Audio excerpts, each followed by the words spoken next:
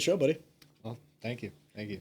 Before we start with anything of the fight talk, you sold an apartment complex? Yeah, I did. Yeah. You may know Colton is a realtor. He's kind of put it on the back burner now, but his mom's a realtor. That's her main thing that she does. I think his sister-in-law is a realtor. His brother got his license. So the whole family like dabbles in real estate, and just me being around him the whole time, like he was always on me about the fight, the life after fighting. Like Smart I work man. a full-time job, but I obviously don't want to. I want to get away from working a 9 to 5, and real estate seemed to be an easier path with my money. Like let it work for me. I didn't have to do a lot of work with it, and he had the ins and outs of the real estate game. So he kind of just opened my eyes, and I was financially smart enough at a young age to be able to do that. Yeah, dude, I don't know many 23-year-olds that have ever owned an apartment complex. So, but you sold it. Yeah, so I had a management company, taking their 10% or whatever. But I did it. I still dealt with a lot. Like I dealt. What did the management company give you in terms of value add for that 10%? What were they doing for you to charge you that? They paid like all the bills, like that I paid for, that were coming out of me, like the sewer and the trash. And they did like if there was any new rentals, they would do the background checks. They would do all the paperwork. I didn't really have to do any of that. But I messed up in a bunch of places. I rented to family. Oof. Rule number 1, don't do that. Don't mix business with money, I broke family that. with business. Even Colton told me I was stupid for that. But what was the situation that kind of arose from that? Was it like a sibling, distant cut? Like how close are these? It was family? an aunt. She was super close. My aunt's super close to me. Gotcha. But it was just helping her out when she needed help. And if I'm financially able to help you, especially if you're family, best believe the hand's there. That's gonna happen. So I was just helping her out. Not that she burnt me or did anything wrong. It's just not a good route. It just didn't go in my favor. I had to sell it prematurely. I wanted to keep it. That was my objective, was to keep the apartment complex. Hopefully buy more. But I had to sell it. I didn't really. I mean, I say I had to. Financially, I was chilling. I was cool. I could make the payment. I could do all that. But between fighting 6 times in 1 year, being a landlord, going to my day job, having family, I was being ripped in a million pieces, and that just, I got over it. So I started finding things that I could live without. And at this point in time, I felt like that was one of them. Probably not my smartest decision, but I can say I've talked to Colton, and I will be investing into property again. Not a fourplex, not that big. I'm going to downsize, maybe do like a townhome or something smaller, but definitely real estate is still in my avenue. Yeah, I would first of all say, for a 23-year-old man to at least be thinking about the things that you are, good on you. I didn't start thinking about some of these things until I was like 26, 27, so you're ahead of the curve on those. Yeah. I think you're in a position to where like it's such a first world problem to be like, oh, I had to sell my 4-family unit. You know what I mean? It's like, I feel like a piece of shit. Half the people watching this are gonna be like, oh, poor Ray. yeah.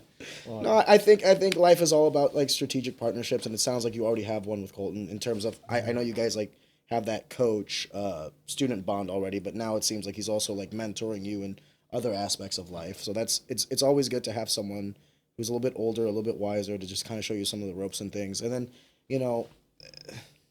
I wouldn't even call it a mistake, right? It's more just like dabbled in some things. Managing all these things seems to be a little bit too much on me right now, especially because we're going to get to this, but you did have, 5, 6 fights in one. It wasn't in the same calendar year, but within 12 months, right? Your pro debut to the last fight you just had, 6 fights in less than 12 months. That's insane. Yeah, I don't chalk it up as a loss to me. Like, I watched some of James Krause's stuff. He's getting big into real estate now that he's done with fighting. And even he said that his first investment was a fourplex that he got burnt on and had to sell and did not profit. So if he's done it, and look at him now, he's got like 200 plus doors. Yeah. If he's done it that way, it's not terrible to get burnt, especially early. They say try everything you want early, because if you fail, you got time to build back. Time to build back. So no. When you're 60, take your entire retirement and then put it all on black. I think before we get into that, actually, I am a little curious because you're kind of like midway between St. Louis and Kansas, right? No. In terms of like geographics. and you fight for like Synergy. You fought for, I believe, you fought for like NFA and Shamrock. So you've kind of fought for, I would say, did you ever fight for Zach Cummins? Yep. Okay, so you've kind of fought for basically everybody, and that's like the who's knuckled up. Yep. Then you have fought for Yeah, basically everybody. for Yeah. everyone, yeah. Can you, before we get into like your the career, out of curiosity, how do you feel about the certain promotions and the scenes from Kansas City? I believe Knuckled Up is what, in Springfield? Moberly is where Ricky, like his gym is, and where he's done some shows. But he's done shows and he does them like small towns. Gotcha. Moberly, I think he did one. I don't know where the last one he did, but And he did for one at those- the lake. I fought the lake. Yeah, So he did I was outside there for that North one. Lake, That was a fun time too. But that was that for Shamrock though, right? No, I fought for Shamrock at the lake too. But Ricky's also he's done 2 at the lake now at the Oh. Encore. Okay. Yeah, Shamrock did it at the Regalia. Yeah.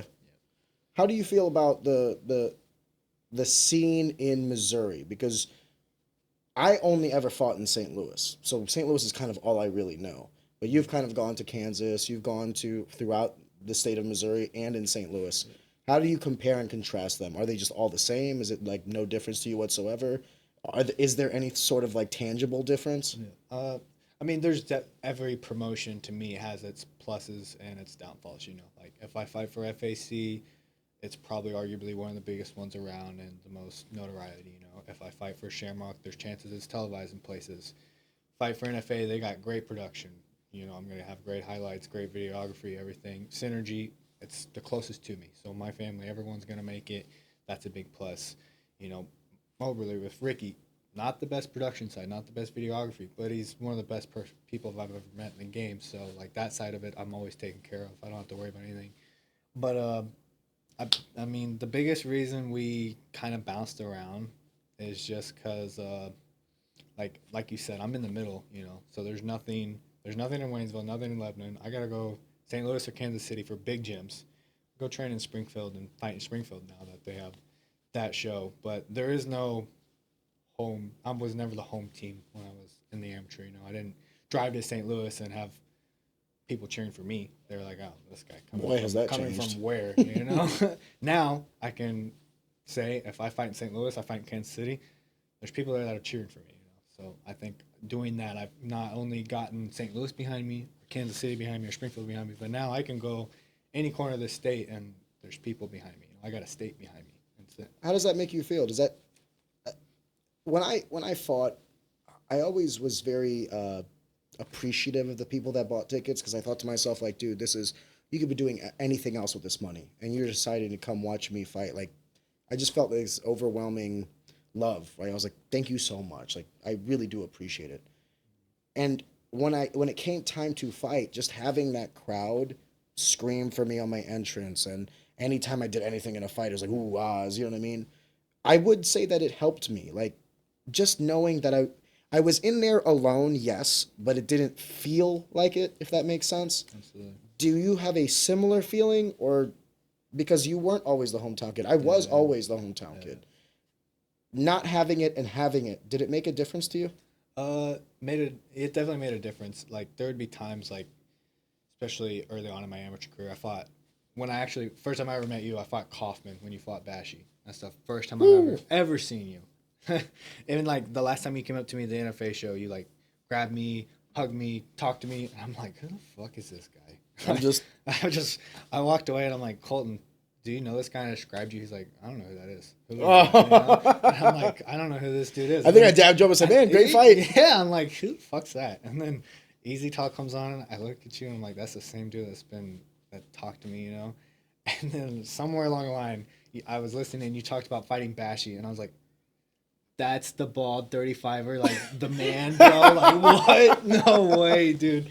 I put it together. Did you? Oh, because I look. Oh no! Now it's coming together because I look completely different. Dude, yeah, completely different. I had the mustache and no hair. I was like, who is this guy? And then remembering you from that day, I was like, dude, that's that guy. Because I remember that night, I was like, just fighting Kaufman. You know, I didn't know much. I was super eager and new to the game, and you were the one guy, the first dude I can remember that was on a fight card with me that Colton, like, he was like, that's the dude.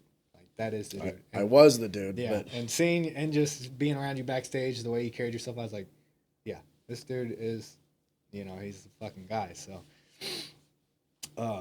Boy, how times have yeah. changed. So back to the question of does it help me? There's been times like when I fought Kaufman, the whole place was cheering for Kaufman. There was times like when he took me down the first round, the entire place was cheering and yelling for him. But that also fueled me. You know, that was like, okay, you know, I'm Let me prove you here, fuckers blah, wrong. blah, I got to do something. And the moment I won and that whole place was silent was a different kind of feeling. When I fought Mason Pillow, there was Mason Pillow chants. Wasn't shit I could do to stop him. You know, I tried my ass off to stop the chance, but wasn't shit I could do. But there's also, and then there's been times now when I fight in Springfield, and like when I fought Alley Cat, bro, there was not a single person in there cheering for that dude. You know, so and that kind of high, that kind of feeling is far better than being, you know, booed and getting a little fire from that. I would much rather hear everyone in there want to watch me fight versus want to watch me get beat. So the feeling of the admiration in the crowd supersedes the feeling of kind of like shutting people up that were maybe cheering against you. Yeah. Not even cheering against you, but cheering for their guy. I would much rather make people proud than shut them up. Oh, that's beautiful. It's actually like a weirdly wholesome moment. Ray Hayes, I'm a cool guy. Yeah. Can we talk, before we talk about the most recent fight, can we talk about the decision to go pro? Yeah. Because you had, what, 10 amateur fights, 11 amateur fights? Yeah, so I also was very similar. I was like, I did 10 amateur fights, and then I decided to go pro. But it was also because I finally finished school, so it just so happened to align that way. But if I was, like, let's say a junior in college, then I probably would have had, like, 3 or 4 more fights. Why did you choose the amount of fights that you did before you made that jump? What was it about 10 or 11 that, why didn't you decide to go 15? Yeah. Why didn't you do it at 5? I mean, it was just really the level I was at. You know, I left it all in Colton's hands. I said, hey, at the even when I walked in the gym, I said, hey, whenever I'm ready to fight, let me know. I want to fight, let me know. And through his coaching and training, he let me know when we were ready to fight. Same thing as an amateur. I was like, hey, whenever you think it's time to do the jump, you know, we were doing the elbows, the knees, everything throughout my entire amateur career. You know, I was training like a pro forever. And I would go to places like the Pit and train with Dakota and Fight Club and train with Marshall Kemp. And I wasn't never in the introductory BJJ class or the introductory kick. That's not how I started. I went straight into the deep end. Yeah, threw me in there, started sparring Colton and those guys. Can I ask how you even met Colton? Like when you say like, you know, Colton's was the one that, because you're telling me that where you're at, there's not that many gyms or any of these things. So like, how did you even get attracted to mixed martial arts? Yeah. Like, did Colton find you? No. So it was like right after high school. Maybe I might have still been going to school. I think right after, but you know, 18. I shitty at all sports, bro. I tried basketball. I didn't try basketball. I tried baseball, football, sucked at them both. Just wasn't ever no good. But I would always. Me and Austin started a thing in high school where we'd go after school, and we would meet up in this abandoned lot, and everyone would box and MMA fights and boxing. And the cops would come, and since we had gloves on, you know, they would come and they would break anything up that was bad, but they were like, there's not really shit we can do. Yeah. You know, so we would do this every Thursday after school. We did this. Isn't that hilarious? If we have gloves on, we can now just beat the shit out of each other, and all the cops are like, It was a loophole that me and Austin found, but and it wasn't even that. Like I can't tell you a time that I fought anyone in those situations that I hated. I was the like we would have the beef fights where we would get there and we're like, oh, this guy's mad, let's go. You know, we were excited about it all day, and then why did you guys start fighting in general? Like why? It was fun. Just because you were attracted to it. Me and my brother were brought up around it by our dad. It was, you know, WWE was on all the time. And then when I got to the age where I realized most of that's bullshit, you know, Spike TV was on all the time. You mean The Rock and Stone Cold aren't the best fighters ever? Yeah, that's what I thought. Yeah. Once I got to that age, you know, he's always been watching UFC and stuff, but I was like, fuck that shit, dude. I want to see someone off the top rope, you know. So once I realized the top rope probably wasn't it, and I started watching Spike, you know, that was just kind of always a thing. And our dad was always roughhousing with us, wrestling, you know. So I mean, violence in its own manner was always in my household. And then when we got after he passed, we got into me and Austin got into I lost both my parents I was 15, Austin was 13. Super. And the day we lost him, actually, the night that we lost him, me and Austin were. But you lost both parents on the same night? Same time, car crash, yeah. Yep. Yeah, but the moment they passed, like probably the exact time frame, me and my brother were in our house, boxing gloves on, pushed all the furniture to the outside of the living room. music on, and we're beating the dog shit. We don't know what we're doing. We're doing the Spike TV and the wrestling movie. Like, literally, UFC and WWE met each other in my living room. That's what me and my brother are doing with some antique boxing gloves. Okay, so we've just been fighting like that the whole time, you know. And then, so after we get to high school, I looked up MMA gyms because, I mean, just like, even like when my dad was here talking to him, I was like, I'm going to do something, you know, because he didn't even graduate high school, neither did my mom. So getting an education was number one that they wanted me to do, and then not getting caught in this 9 to 5. The routine. When you say getting an education, do you mean like high school education, higher education, an Probably apprenticeship? Higher. Probably higher. If they were here, I'd probably went to college. Like, I probably wouldn't have a choice. But they're not here, so I made my own choices, you know. I didn't go to college, but definitely high school. High school was mandatory. If I didn't go to high school, you know, I probably wouldn't get his blessing for anything. So, Yeah. did high school, me and Austin both. And then after that, you know, I just remember telling him that I'm going to do something. And I suck at most sports, not athletic, you know. So I looked up MMA gyms. The one thing I was good at fighting. I was beating a lot of people up, and I was good at it. Even the jocks, the wrestlers, you know, I was good at it. So, well, it's an interesting paradigm that you're saying that you're not athletic and you're not good at sports, yet you're a monster in the cage. So, I mean, is it safe to say that you can't really say that you're not athletic? I think I'm not naturally athletic. I've had to work for most of the athleticism I have. So not naturally gifted with length and, you know, the ability to the dimensions for fighting. But if you would have got me on day one and told me to jump high and run fast, that shit wouldn't happen. That was not happening. Colin used to make us do sprints and jump and, you know, swing the hammer and all this physical, you know. Run faster. This is as fast as I can run. And I was at the bottom. Like, these dudes were, everyone in the coach, the people that were there for the, you know, self-defense classes were beating me. But the time it came, hey, we're going to put the gloves on and spar. Yeah, that was my That's when you shined. You know, that's when I shined. Because me and Austin didn't care about getting hit. We didn't, you know, fight's a fight. We love that. That's the part we love. The athletic ability, the ability to do these things is what I've had to build and work on. And I think that's why I was able to do it so fast, is because that's the part I had to work on. You know, you didn't have to teach me how to love to fight.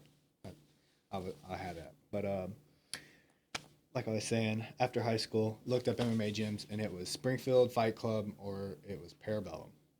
Springfield Fight Club was a 45-minute drive. Parabellum was a 30-minute drive for me. So I'm going for the 30, you know. And Springfield was kind of twice the size that Parabellum was, and I kind of psyched myself out. I was like, I'm going to go get beat up or something. You know? Wow, you were actually, like, worried about that. Yeah. And that's coming from, like, being in a high school where most people in my high school can look back and say, you just didn't mess with Ray or Austin Hayes. Because it's not that we might not beat some of the dudes in there, but you're gonna have to work for the next day you weren't going to feel like you had a good time. Yeah. You were going to be hurt. And we didn't care. Like, we didn't care to hit you. Did you get in a lot of fights in high school? I toned it down. After my parents died, I really toned it down. But while they were still alive, for whatever reason, I was super that way. Austin, my little brother, turned it up. After they, like, it was, you can ask that dude the number of street fights, and he's got it in his head. It's over 100. Why? Why so confrontational by nature? Just in you? Just in me, I guess. You would give me an example. One example of like something that would have started a fight. Like, would it be like an altercation? Would you guys look for it? I slapped somebody in high school that'll start a fight. For giving me a look that I did not like. I'm not kidding. They looked at me wrong. I was a bad person. You were such a cunt. Yeah, I was a cunt, dude. I was a cunt. Yeah. There's a lot of people from my high school that didn't like me, and now that I've grown up, and I'll run into them in like the store or something, and you can tell like they're still hesitant to talk to me, and I'll be like, hey, what's up? And they'll be like, you know, hey, and then I'll come and I'll talk to them a little more. Do you ever apologize? Hey. Oh yeah, I've apologized to plenty of the people. Oh, have you? Okay. Like had fought. Look at you, you're growing up. Yeah, it was all stupid, dude. And it's not even like I said. I don't think it's the hate of people. It's being a cunt and liking to fight. I was a fucking cunt. Well, it's a rough combination if you want to do something and it just so happens to be frowned upon in society. Yeah. Even when like I would have friends over, sleepovers, like a lot of my friends would come over. Let's play video games. Let's do this. No, I got these 4-ounce gloves that I bought at an antique store, and you're gonna get. How many of your friends were down for this? There was a few. No shit. So you guys you rolled in a crew. They're not down for it today. Yeah, because I used to. Again, I was not athletic. I was just good at fighting. So If the fighting didn't work and they were athletically better than me, a lot of them beat me back then, you know, because I didn't hang out with, I hang out with the upper tier of the alpha males in school, you know. Like I surrounded my people with people I could hang with. Everyone else didn't like me, so you know. But those guys were at least tolerant of you. Yeah. So do you think martial arts at all? I know that you said like after your parents had passed, that kind of really calmed you down as well. Mm-hmm. Do you think that a lot of that has also stemmed from martial arts, though? Absolutely. Yeah, absolutely. The urge to hurt someone when you know you can is far less than when I thought maybe I can, maybe I can fight, maybe I can't. Now that I know like I'm good, I don't have a need for it. Do you feel like you have a responsibility to not kind of like, because you have the propensity for violence and you can be very efficient at it, you now have to be very cognizant of that ability and be very respectful of essentially the damage you can cause? Yeah, don't abuse it. Yeah. I'm not gonna. That would be disrespectful for everyone who's taught me it if I abused it. I agree with that. Actually, that's a very good way to describe it. They gave you the gift of knowledge, and like don't abuse that. Yeah, just throw it away and use it for nothing. That's like being a superhero and turning villain. so something's about great power, something about great responsibility. Yeah. I am Uncle Ben, by the way. But so you walked into the gym for the first time. Yeah, walked into the gym for the first time, and I met a boxing coach, Coach Tice. And he looked at me and said, we spar every day here in this boxing class. Fucking like, savage. Cool, whatever. Jesus. I don't know how to throw a 1-2, but we're sparring every day. So first day I went in there, we sparred. Every day after that we sparred. And right when he like introduced me, he said, I got a few guys in here. I got one pro that nobody spars because nobody likes to train with them. Nobody wants to fight. I got another dude that we have training camps all the time for, but we have trouble getting him to fight, and he's just really good. I was like, okay, cool, whatever. Introducing me to people, and then he started lacking off on his boxing because I was just doing boxing. He started lacking off on like classes. And lacking off? Yeah, like he stopped doing them. He started putting responsibility on Jason Powell and Colton. So, to run the classes. Yeah, so Colton would do like a Monday, Jason would do a Wednesday. Gotcha. And that was just boxing. That's all I was doing. So, but before that, like right before that, I attended a class, and it was during one of Colton's fight camps, and he had like 12 rounds that day, but we're all circled up in the MMA cage, and it was like the elderly guys that have been fighting forever, the guys that are in shape, that are fighters, me, the dude that just showed up. Barely knows how to throw a 1-2 right now, and he, like, it was like 2 minutes, new guy, 2 minutes, new guy, 2 minutes. This is the first Shark Tank I've ever seen. I was like, this is fucking hell. But Colton, like, he was in his tip-top shape, he was handling himself. And it wasn't close. It was bullying everybody, it wasn't even close. So right there, that's the first time I seen him. That was immediate, like, respect driven into me, like, okay. That's the guy. That dude can kill me if he wanted to, Like, how old are you? 18? You said, like, just fresh out of high school? 18, 19, yeah. So I was like, that's the dude. That's the first, like I said, you were the dude. That's the first dude that I laid eyes on. I'm like, that guy's for real. That's the dude. Okay. Did you talk to him after that? Like, No. I didn't say anything. And then he started taking over the classes, him and Jason Powell. And it was just kind of went from there with the boxing classes. After a while, it was probably like 6-7 months, he kept asking me to do MMA because they had an MMA program. And I was like, yeah, that's what I want to do, but I'm not ready. Like, I'm just barely good at boxing. There's no way I'm wrestling or anything like that. Did you always think of it isolating the martial arts, like doing boxing first until you got good and then transitioning to another martial art? You never thought about, like, that you can train these things simultaneously? I didn't think you could. Like, everyone that was in the MMA class, they were either wrestlers or strikers, or they had something, and I'm like, I at least want to have something to go in there. I don't want to just jump in there. And they all had backgrounds, and you were coming in fresh. Yeah, I was like, I'm a street fighter that doesn't know anything. I could see red, though. Yeah, I can see red, dude. But, so he kept trying to make that push, and I was like, maybe after, like, I compete in boxing and I'm good, And that was like, I remember COVID struck, pulled Colton that he was about to have his fight, pulled his fight because of COVID. So he couldn't get a fight. He was in the best shape of his life, trying to look for fights, couldn't ever get anything booked. And he ended up booking me and a few other guys with it was just like smoker matches. It wasn't USA regulated, but we'd go to their gyms and they would set up stuff, like have real shows. It was an unsanctioned fight. An unsanctioned boxing match. Had 3 of them, all first round, second round finishes. Finished everybody that I boxed, and it was like relatively easy. Didn't really struggle that much. So after that, I was like, cool, let's do MMA. Just started practicing MMA. There was never ever an instance in which you would pursue professional boxing, you think? I've told Colton now, like even now in between like this big layoff that I've had, I was like, it'd be pretty cool if I took a Big boxing layoff? match. I say big layoff because Big what? You took 4 months off? I know. I sound stupid saying it, but No, it doesn't sound literally stupid. from the start of my it gives me a peek into you, the person. from day one of me fighting Wally Herndon to me fighting Alex Coover, there's not been a week in my life where there was not a name in my head. Yeah. So that's 2 years of me solely thinking about one person every week. I've got some dude in my head, Pause. Some dude in my head that whole time, dude. So Can I ask, what was the impetus for having such a busy schedule? Why do you feel like you need to go from fight to fight to fight? And I'll ask the question a little bit more intelligently. There seems to be this notion that fighters who tend to go from fight to fight to fight don't necessarily have the time to expand in terms of the repertoire of weapons that they have, because you spend so much of camp staying in shape, getting the weight under control, minimizing injuries, making sure you're as healthy as you can be going into the fight, and then also working on a game plan, right? Like, I'm going to fight this wrestler guy, or I'm going to fight this guy who's kind of like jack of all trades, master of none, or here's this striker guy, what are we going to do? And then let's kind of push or hammer home this initiative to overcome this task.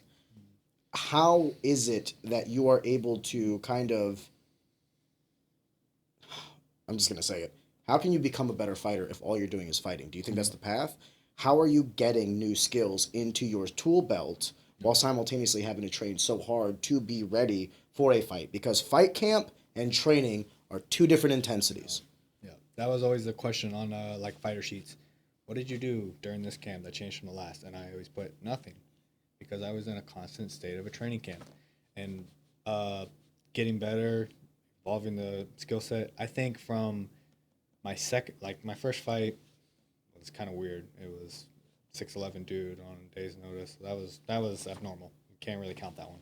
But from my second fight to like my 7th fight, I am the same dude. I am the same fighter. I was just so well put together at that point that no one could beat a good boxer with a front headlock. That's the same camp. All of my camps were almost the same. They were like the same techniques. I was throwing a 1-2. I was snatching down heads. I was throwing guillotines, throwing Darces in. And that's it. You put me on my back, I was screwed just about. Basically screwed almost. No one was putting me on my back. I just couldn't be put on my back. Kaufman So did you for a were little bit, but. you were cognizant of the holes in your game. Mm-hmm. Yeah. And there was no like initiative to try to patch those? During fight camps, we were obviously training everything, like we had other guys that weren't in fight camps, so we would train other stuff, but I never took, like, it was, the fight camps were put so well together, and I was giving such a clear game plan by Colton. Like, he would match make me so well.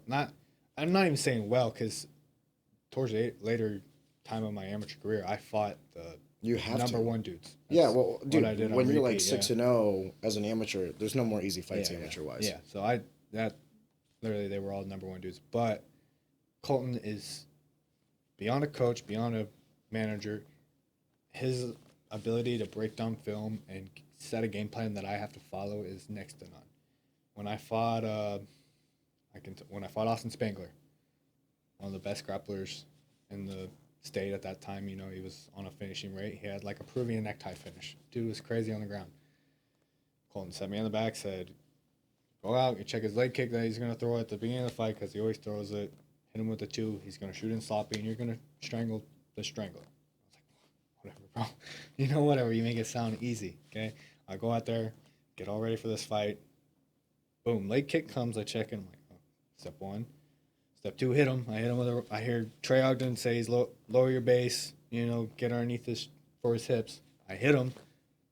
A shot from across the fucking room. I'm like, what the front headlock. I'm laying on my back, and I'm like, I look over at Colton. I'm like, dude, like You got Nostradamus in your corner. fuck, bro, you've been here? Like, come on, you should have told me. I would have put something on red. Like, come on, bro. And the same thing with the Deron McCann fight. He told me, like, you're gonna go out there and piece this dude up, and he's gonna grapple. You're gonna get to the cage, and then we went over the elbow that I hit him with, and everything in the back. There's been so many. If we were mic'd up and on camera backstage, Colton would be a millionaire by now. You think? The amount of times we have done the exact combination, went out there, and because I'm to me, the thing I pride myself on the most is being selfless inside there. I could care less about a fame, good knockout, whatever. Whatever gets the win. I want whatever he's telling me to do is what I'm gonna do. No shit. I don't care what rate. Of course, I want to kill dudes. I want to take their heads off. I want the highlights. But if he's saying double leg, you're getting taken down, buddy, or I'm gonna at least die trying. I would rather lose because he told me to shoot a double leg and I just ate a knee, versus he told me to take a double leg and I don't do it and get knocked out anyways. So. What's your relationship like when you first met Colton? He was the guy doing the Shark Tank rounds, and you were like, "That's the guy." Yeah. When did you get to the point between both of you that you started to develop a bond or some sort of friendship or some sort of coach student dynamic? I think it was just my repetition of coming in, throughout. You noticed it? The holidays. I made it famous when I was, or famous. I made it a regular thing. Infamous. Infamous. Whenever I was coming up as an amateur, I would fight on Saturday and I would be in the gym on Monday. Like I'm not the dude to take the week off to go celebrate. I was the consistency of me. There would be days it was just me and Colton. Like we'd show up to class, I'd sit down. I'm like, this is gonna be a rough hour. 20 minutes after, and I'm looking over and it's just him. I'm like, okay, this is gonna suck. But after your one fighter shows up that many times and it's just him, and he don't care if he's got it. Like today, I drove 2.5 hours, sparred, did mitts. I'm here. I don't care if I gotta drive 2.5 hours or whatever. I'm gonna be there. I'm gonna do this stuff. So I think just me continuously showing up, continuously putting in the work, got his respect. He already had mine. If you can beat the fuck out of me the way he does, you got my respect. So he had mine. And then just like over time, just hanging out, we go out to eat after the fights, just through time, we just built closer and closer. And now he's like a brother, father figure, mentor, coach, business advice, he does it all. That's beautiful. When I had Paul Collum on, I was asking him because he's a folk style, freestyle, and Greco-Roman style wrestling coach.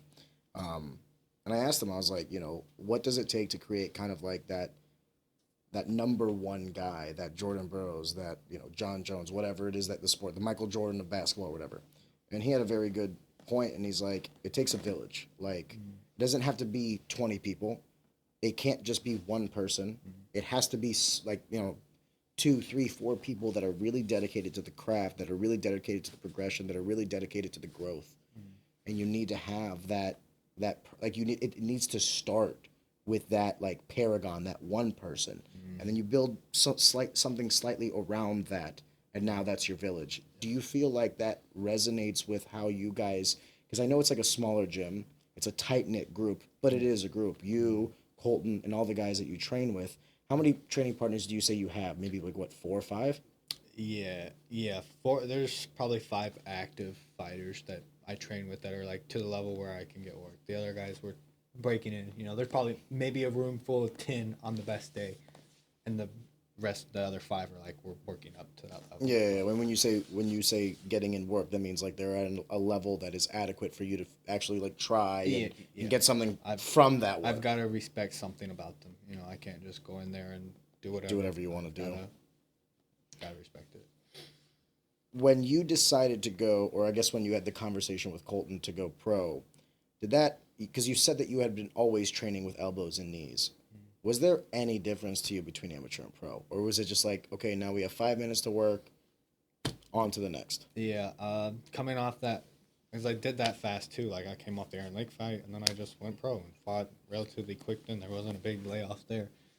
But, yeah, I mean, as far as skill sets and stuff like that, I'm definitely better at my jiu-jitsu grown a lot, my wrestling grew a lot, but I'm the same. I was the same dude up till recently. I was a good boxer and I had a front headlock. I think you're kind of doing a disservice by saying that you're just this in a front headlock. I mean, I've seen you. One of the things that I think is actually one of your superpowers that you're kind of like brushing off is actually how calm you are in there, or at least the perception I have of how calm you are in there. What are your emotions like going into a fight before I make this statement? Do you feel calm in there? Or are you shitting your pants and you just got a great poker face? My first Wally Herndon shitting my pants. I fought 10 amateur fights in a year. 6-1 in the middle of that, I was like, this is another day. I fought 2 weeks ago. I don't care. So I think the activity definitely helped my nerves. And as my first pro fight, I was shitting my pants. I was like, really? Here it goes. We're going. Why? Because it was pro? Pro jump. So even though you were training with like the elbows and knees, it still kind of weighed on you. Yeah, I was fully calmed down. I just this is forever. So don't fuck this up. Right? Yeah. Don't fuck this up. When you say this is forever, now you're talking about the record. Yeah. Because as an amateur, you can be 10-0, and then as soon as you go pro, you're 0-0. Yeah.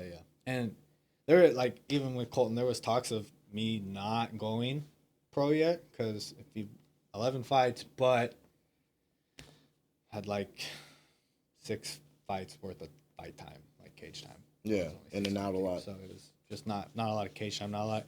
And it wasn't like the experience I had was all the same. Again, 1-2 and a half front headlock. So I was in boxing situations and I was snapping people down. Wasn't very many fights where I was taken down on my back, or I was shooting double legs and taking people down. And there wasn't that much experience doing that. So there was definitely talks of staying. It was just at what cost? If we stayed, we would have to travel out of state, get. And you're fighting killers now, dude. Yeah. When you get to 9, 10, 11-0 as an amateur, or let's just say you're 11-5, whatever the record is. Everyone you're fighting now is the top tier amateur. And if you were to go pro, you could actually have an easier pro debut than your next amateur fight. No, that was the big thing with him was you're at a level now where, you should have been being paid for this 3 fights ago, because you're at such a high level that these dudes can do serious harm. So you should not do this for free anymore. That was one of the things. I didn't care about that, but that was the thing to Colton. At some the money point, wasn't important to you? Not necessarily, because it's just I know I'm not gonna make that much, And B, with the apartment complex and stuff, I was trying to figure that. I want that to be set. You hear the dynamic of Connor, you can't get up when you're sleeping on silk sheets. Yeah, I don't want. That's a routine story of MMA. The guy from the bottom dirt, nothing, made it through MMA. That's all he had. He put all of his eggs in that basket and went to the sky. And then when he gets champion, he falls down. He kind of falls off. But so from the start, I was like, that's not going to be me. I'm going to figure out my life. That's why I bought the complex, got the nice car, got the good job. I'm trying to figure out this life outside of fighting. So that way, whenever the UFC calls, whenever I'm working my way through the ranks, if I win the belt, I'm not I made it. I made it. I got the money. That's not what I'm doing it for anyways. I think that's very wise, because then you're choosing to fight. You don't have to fight. Choosing fight, I wanted, like I said it on one podcast, that I love every second of it. When I was 10 fights in the year, I did not love the weight cut. I didn't love constantly being on a diet. But now with this layoff going into it, I'm I'm kind of looking forward to dieting and eating healthy and feeling better, and so I love every part of it. I love the walk, the nervousness, the energy you get from the weeks building up, the aftermath, the fight, especially the fight. Love the fight. So I love every second of it, and I don't want to not love it because I got what I wanted out of it. I don't want money out of it. So when I get the money, that's not what I'm worried about. That's not what I'm doing it for. What are you doing it for? For kind of the reason a lot of males, I wouldn't say everybody. I think everyone does fall into it, but some people with their relationships probably don't. But most males want to make father figures proud. Whether that I want to make Lord up above proud, doing everything in my life to do that, but also father of the past. And from here on out, I'm never going to hear those words, just how the cards were dealt. I'll never hear, Ray, I'm proud of you. Okay. So from here until the end of this trip, whatever it be, however far I get, that's what I'm trying to do. And I know I've done it, everyone's telling me I've done it. 23 with an apartment complex. I've done a lot, but I'll You're never just hear getting it. started, dude. I will never hear it. So, to me, it's not done until I'm sitting in a similar situation in heaven, talking to my dad, and he says, "I'm proud." You know, then I did it. I just gotta make sure whatever I do here gets me to that point. I hate to ask this. It's obvious that you really looked up to your father. And that, can you just describe to me what that childhood was like having him?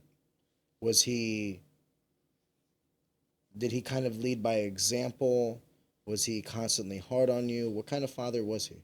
Mm, he tried to lead as example. He was, I mean, he had his own faults, so he wasn't the best guy to follow example, but it was more do as I tell you, not as I do. So the beliefs, the things he told me to do. He had made mistakes, and he did not want you. I could actively watch him make mistakes in life and do everything that he said not to do. But everything he was telling me to do and the direction he was pointing me in was all right. Okay. So the 15 years I had, he molded me and gave me a life path that is well worth living. Just don't follow his. Don't necessarily do what he did, but everything he told me to do, everything he instilled in me, the beliefs, that's all right. That's all good. And he was, I mean, he had a strong head of the household. That's father figure. Can I ask, because you also have a little brother, when, and I'm sorry, dude, I didn't know this about you, so forgive me. Oh, you're fine. When your parents did pass, what was the responsibility you felt because you're the older sibling, correct? Mm-hmm. Walk me through your relationship with your little brother. Oh, yeah. I think because I was 15, he was 13. So I had 2 extra years of fathership in my life, 2 more years that I understood that I had more discipline, and I kind of was off to a better start than he had. He had it worse than me, He needed, especially 13, 15, 17, you need a father figure in your life right Dude, there. you're starting puberty. You need the difference between an 18 and a 16-year-old is vast compared to a 38-year-old and a 36-year-old. Yeah. It's 2 different paradigms. So he was super still immature, doing, like I said, after they passed, he kind of went the other direction and made a lot worse decisions. But I tried taking on the, father figure role, I tried to discipline him, try to tell him, but then again, I'm his brother. He don't want a dad, he wants his dad. He wants a brother in me, so that was a battle alone, trying to be his brother while also, no, stupid, you can't fuck up this way, and try not to be his dad. But, I mean, and all in all, at the end, we fought all the time. When we were going through high school, our relationship wasn't the best, but now, you can't drive a wedge between us. No shit. God bless. For sure. Does he's also fighting and training and everything? Yep. How's that paradigm between both of you? Like, do you ever worry about him? Does he ever worry about you? Are you guys just cool as a cucumber for one another? Because I'll explain why I say this. Whenever it came time for me to fight, I was like, I'm in control. Fuck yeah, let's go, boys. But the second anybody that I trained was fighting, I don't want to say that I was like a nervous wreck. I wasn't a nervous wreck, but like I was very like, fuck, I just hope that everything I taught you works and you don't have a bad time and you don't get hurt, and I want you to win, but if you don't win, I don't want you to get hurt, and if you do win, I hope you don't get hurt as well, I was way more nervous for all of my friends and people fighting than I was for myself. What is that like when your brother fights compared to when you fight? Yeah. We fought on the same show a few times, I think. And surprisingly, it brings the both out the best of us, and we both perform better than ever. Both few times that we fought together, we've both won. We've both done exceptionally well. Do you corner one another? Or no? Yeah. You He's cornered me a few times with Colton. I mean, just because nobody else, there's nobody else there. It's just Colton. So, it was like, here, Austin, carry the water. Austin's not necessarily shouting out what I should do. But he's in your corner. He's backing you up, yeah, helping you warm up, all these things. For sure. Yeah, he's definitely all the way along for the ride. And I've cornered him. And, yeah, it's terrible. It is absolutely miserable. After the first time we fought on the same card, I was like, let's never do this again. Because I had to fight 2 fights after him. And I had a emotion dump. I was You're drained. Yeah, I'm like, now I gotta go do this. You know, I was like, what the. There's no way. I was always way more exhausted after coaching than I ever was fighting. Yeah. Because after the fight, you get this like high. You're like, fuck yeah. But when you're coaching, especially if you're coaching more than one person, dude, you're absolutely correct. Yeah. It's like this roller coaster of like, oh my God, adrenaline dump for this guy. Who's okay, that fight's over. Now we got to go back and get the other person ready. I've always looked up to people like Mop or like Springfield Fight Club when they have 2 fights back to back and like they walk their guy out, he gets smoked, and they turn around and they got to turn right back around and walk back out with this other guy. And forget that. They got to put that in the back of their mind and try to new game plan, new fight. I'm like, that would be impossible. Dude, I remember I've cornered guys and then I fought myself, and I know exactly what you mean. Where like I've cornered a friend, and then especially if they win, right? If they win, it's also this like super euphoric feeling. Mm-hmm. The first thing you want to do is like congratulate and hug them and give them like, hey man, congratulations and all these other things. Yeah. But then you remember, oh shit, I still have a job to do. So it's like, give me a second, like. Yeah. Let me get in the mental space that I need to get to. When my second pro fight, I had 2 guys on the card that fought before me, and I was like, From your gym. yeah. So they fought earlier in the night. Both of them, one of them, I forget how he lost. Both got beat. Okay, both of them got beat. Guys that we were super confident that they were gonna win.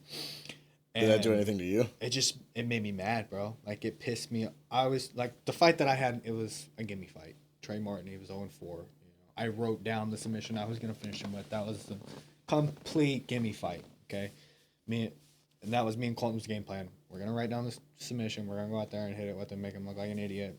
Blah blah blah. I got pissed off so bad, I threw the envelope away and told Colton, I'm gonna go out there and hurt this guy. Like it's no more envelope, make him look stupid. I'm gonna go out there and hurt him and send him to the hospital because I'm pissed off.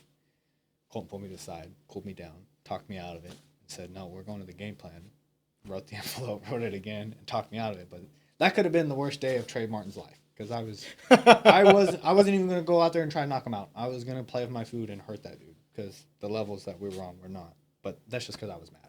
And maybe that would have got me fucking knocked out for being an idiot and trying to do that, you know?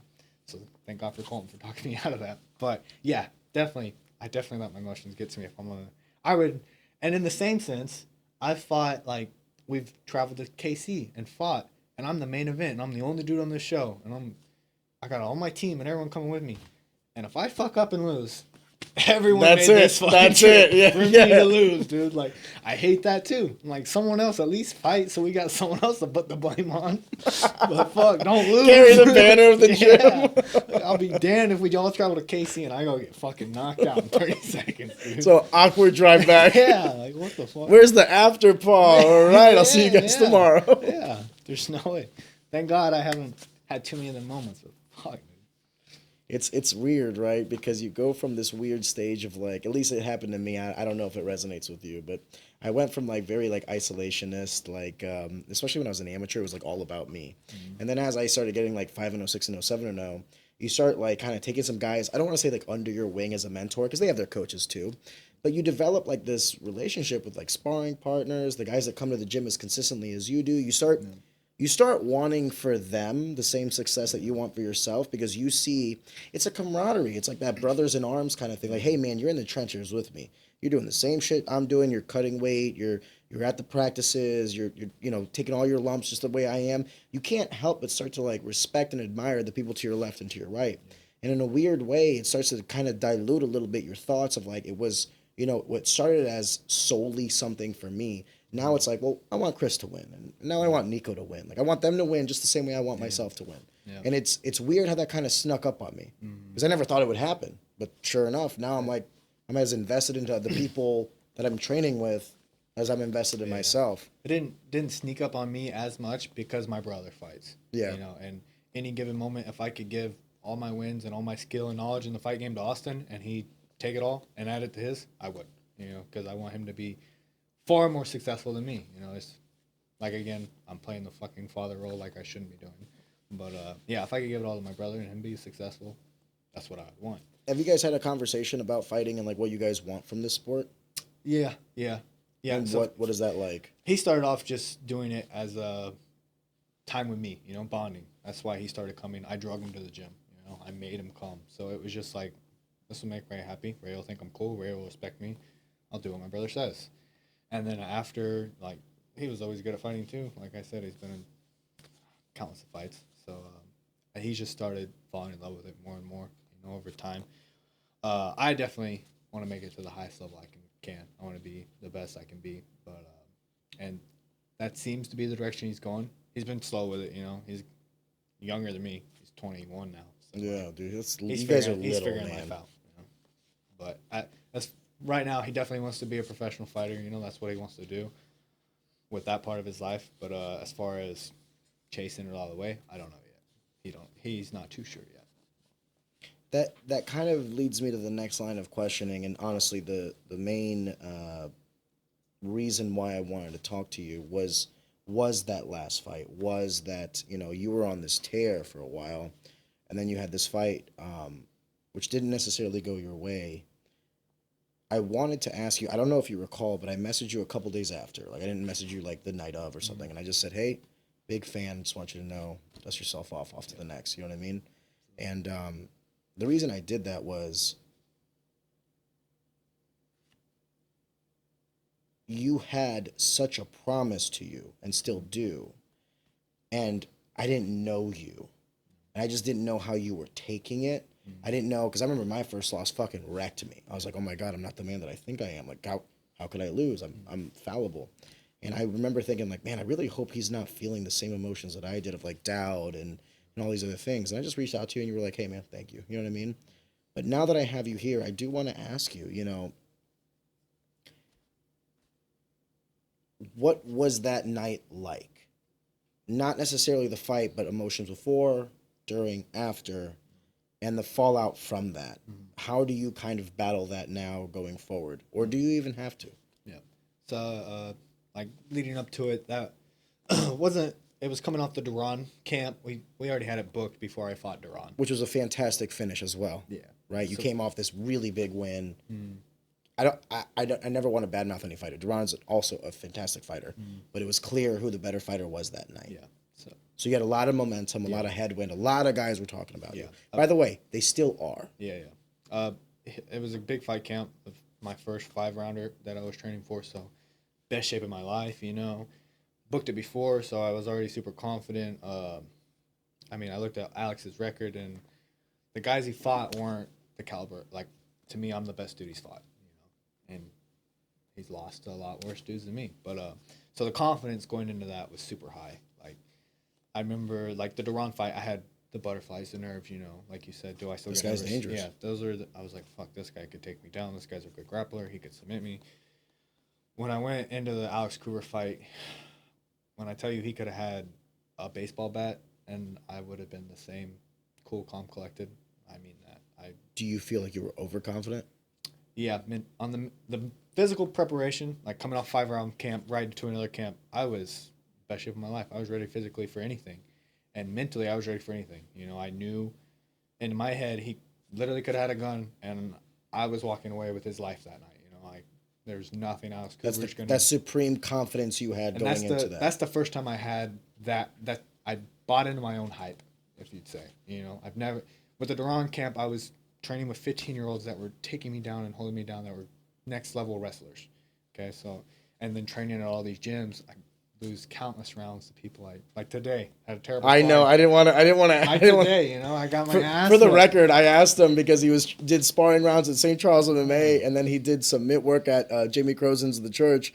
He walks in through the doors. I go, hey man, how'd sparring go? And I thought he was gonna be like, fuck people up. He goes, I don't think I won a single. I think I won one round today. I was like, bro, I got my ass beat today, and I was like. Oh, well, thank you for coming. No, I think that's super healthy, dude, to stop you from buying into your own ego, to keep you on that level, humbled playing field. And I did so good at it.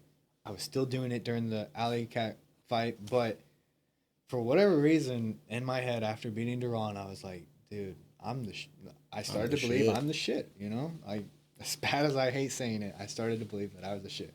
I even got a stupid fucking shirt that said, if you're reading this, I'm about to knock out Alex Coover.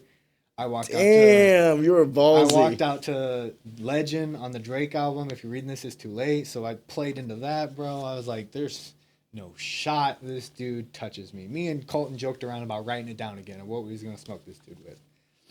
So Colton was kind of in on it He too. was, yeah, Colton was. You both were riding Colton this was high. like, bro, you are like, he hates giving me my due. You know, he definitely the first to humble me, the first to set me down.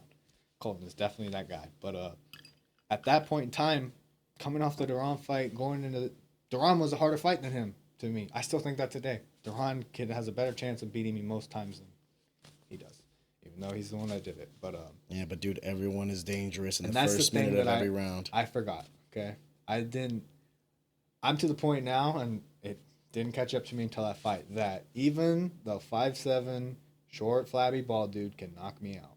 And for whatever reason, going into that, I didn't think that could happen. You know, I would never hurt, never pieced up in bad in sparring. You know, I'd have hard sparring rounds. Wasn't never touched hard. You know, wasn't losing a lot of rounds at that point. I was literally started buying into the shit. Can you elaborate a little bit? Meaning, like in all the training rounds that you have had, you've never really had your bell rung. Is that what you're meaning? Yeah, I've never been. You've never been in a position where you're like, oh my god, I'm losing. When he TKO'd me, that's the first time I've been clipped one other time, and it was like a flash. And that was with my 4th amateur fight, with 5th, 6th, whatever, with Buchanan. He clipped me in the first 30 seconds. Lights came back on. I'm fine. Yeah. And I was fine the rest of the fight. Didn't even phase me. Was it like a flash? Like one? Yeah. Like everything went black. I woke up. I'm against the cage. He's right here. I'm like, oh, I'm fighting. Okay, I'm back. And so that's the only time other than that, and I don't remember sequences of that fight. That's how bad it was. So that's the only time I've been rocked or dazed. So I didn't even know how to handle myself. You know, I went to my instinct of, all right, let's not get hit. And I talked to Colton, if I had the respect and value in my own grappling, maybe instead of shelling up, I do what everyone does and I shoot a double leg and I grab on and I live, you know, like I should have, like he was yelling at me to do. But instinctually, Ray Hayes is not the get backed up, get hurt, and shoot a double leg. I'm the find my way out and give you yours, you know. So that's what I was looking for. But that's another thing we've built in this camp or in this time off is the respect and to rely on my own grappling. You know, if I'm hurt or if I want to, I can take you down too. You know. Well, to be a complete fighter and have confidence in your skill set. Yeah. It's not that you weren't a complete fighter, but knowing that you are and having confidence in the skill set that, hey, I can grapple if I have to. Yeah. I can strike if I have to. Whatever the fuck this fight goes, I can handle myself. And it wasn't like even my sparring rounds. I was grappling, but I didn't go. Like they say, when you go spar, you know, go on something you want to work on. I didn't go to sparring and think I'm going to work on my takedowns ever. You know, that wasn't something that I was trying to work on. So me just initiating the grappling wasn't really a thing. Was never a thing. I wasn't going to just start the grappling with you. Once you tried taking me down or we got too close or I hurt you, then we'll grapple. You know, I'm cool with grappling. I love jiu-jitsu. I'll do it all. But to me, to go out there and initiate it instead of just knocking you out, no, I'm not going to do that. I would much rather just stand and fight. Can I explain to you how accessing that knowledge is, in my opinion, the pinnacle of how you know you're now at a high level? And I'll explain why. When I had Rodrigo Vagui on, he was the previous episode before you, he told me that Rickson Gracie used to go up to him and say, you know what? Today, I'm going to armbar everybody. It would be like a room full of black belts, and it'd be Rodrigo and his buddy, who are the brown belts. Rickson walks in the room and goes, I'm going to submit everybody in here with arm bars. And he would tell them, like, this is what I'm going to go for. And Rodrigo later described it as, like, when you get to a certain level, winning is now like, of course I'm going to win. How can you beat me? I'm so skilled. I'm so this, that, or the other. That victory is the foregone conclusion. That you get to a point where you're like, it's not enough. Now I need to work on something so that I know I can win. Would you agree with this? Winning is hard, right? Until you win all the time, then winning seems like a little bit easy. Well, then what if you have to, like, call the shot, right? Like in baseball, like Babe Ruth saying, I'm going to hit it out of the park. Well, imagine how good of a fighter you have to be to be like, you know what, I'm going to submit you with a front headlock, or I'm going to submit you, or I'm going to knock you out with a 1, 2, 3, whatever. You start calling your shots. That's supreme confidence from constant training and constantly working on things. I didn't realize that was the way I was supposed to train until about like my second to last pro fight. So I was like 4-1, 5-1, and I realized, I'm like, oh my gosh, the goal is no longer to win rounds because I'm winning every round. I'm winning every round. There's no round I'm losing. Now it's like, let's start winning rounds with shit that I suck at. Yeah. I don't like it when people pressure me. So like this guy I'm sparring with right now, I'm not gonna take a step forward. I'm gonna back up on everything, and I'm gonna learn how to like kind of slip and rip and fight on the back leg. Because what if I get hurt, right? Yeah. It wasn't until then that I realized like, oh my gosh, like it's not about winning practice. It's about using practice as a vehicle to get better so I can win fights. And that's when it dawned on me. But I was 29 when I realized that. You're 23 and you realize that. Yeah, and like I said, building up my amateur career, Colton was so good at game planning. So like the Isaac Dancy fight, great striker, supposed to give me this phenomenal work as a striker. If I had this mindset now, I'm gonna go out and strike this dude as an amateur to get the striking, figure that out. But meaning you would strike more with him so that you could get more of the value, experience. Yeah, the experience and value. Let's see how I hang. Yeah. But I went out there and I shot a double leg and got to the fence and climbed his back and choked him in under a minute, which was the easiest and quickest, least resistant path. That's what. Do you think you would have benefited more? And this is kind of a loaded question because it's like we don't know what would have happened at that fight. Maybe he clips you, and then now you lose a fight that you would have won. But do you think you would have benefited more from longer fights? Maybe you do go out there and box him up. I actually told Colton that last week. I said, there's like going back and looking on it, it's cool. It's iconic almost the way I did some of these fights because the hype that was around me and Spangler, or me and Isaac Dancy. It was like, these dudes are going to go at it. And then I went and made it look easy. That's cool. That's what I should be doing now as a pro. That's amazing as a pro. But as an amateur, when I needed all that experience, I should have went out there and never shot a takedown on Isaac Dancy. And I should have went out there and shot a double leg on Austin Spangler. That's exactly what I should. I might have got submitted in the first minute. I might have got knocked out in that fight. But the value and the experience that I would have got out of being in there with those guys, because, I go and train with them now, but it's different than when they're actually trying to hurt me. The experience I would have got out of it would have valued more than a 10-1 career, an amateur career. It would have been a 7-4 amateur career. Would have been a lot cooler if I got all the experience in the world. To me, Now looking at it, then no, fuck no. I ain't listening to this guy. I'm gonna shoot a double leg and win immediately. The hubris, right? Yeah. Can you compare and contrast the pro loss to the amateur loss? Where are the common similarities and where are the differences? I don't know if there's too much similar about them other than completely different to you. Other than losing, yeah. Amateur up 2 weight classes, fought at 170, fought on 2 weeks' notice. So it was short notice, not a big camp. I was injured, and it was a nothing. I got nothing to lose in this fight. I'm the best guy at 185 and 170, and I'm the best guy at 45 and 55. Why'd you take the fight out of curiosity? Because we were 8-0 with no experience. 8-0 with first-minute knockouts, Like, you wanted the tough 3-rounder. Yeah, I knew he was going to put me on my back. I wanted to see. I genuinely thought I was going to. The skill gap was too big than the weight gap. It was not, obviously. But that was meaning you thought that you could overcome the weight disparity from your opponent with this technical acumen. Yeah. However, when you were actually in the cage and that weight disparity was put on you. Yeah. Suddenly, reality kind of started hitting. Yeah, there's weight classes for a reason. Yeah. I remember doing everything right, like getting to my hip, getting the underhook, and then when I went to like get up, finish my get up, I was like.